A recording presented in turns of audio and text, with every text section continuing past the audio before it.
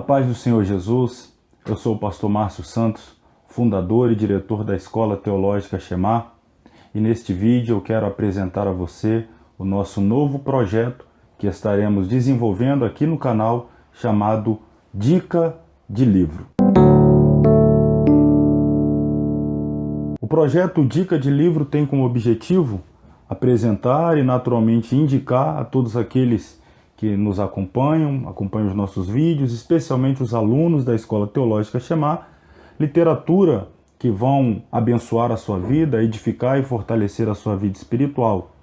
Até porque, ao longo de aproximadamente 10 anos ministrando o curso teológico, sempre sou indagado por alunos acerca de alguns livros que eu indicaria, livros que eu li, que me abençoou, que me edificou. Por essa razão, eu decidi então estabelecer, criar a partir deste momento, este projeto chamado Dica de Livro. Estaremos apresentando aqui diversos tipos de livros, como livros devocionais, como esse, livros que trazem biografias, livros clássicos, livros que falam sobre missões, livros também que falam sobre oração. Ainda temos muitos outros materiais, por exemplo, biográfico, biografias, livros para ministério, exercício ministerial, livros devocional, livros que fazem nos confrontar a nossa vida espiritual, ainda outros livros sobre ministério. Estou aqui apenas passando rapidamente alguns, esses dois inclusive escritos por mim, outros livros maravilhosos, devocionais, livros de liderança cristã, livros para escatologia, estudo da teologia, escatologia, enfim.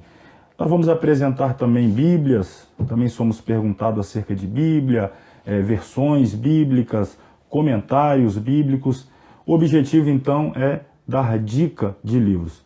Não tenho a pretensão de fazer análise técnica e, desta forma, fazer uma crítica técnica a livros, não. Farei apenas uma indicação do ponto de vista pessoal.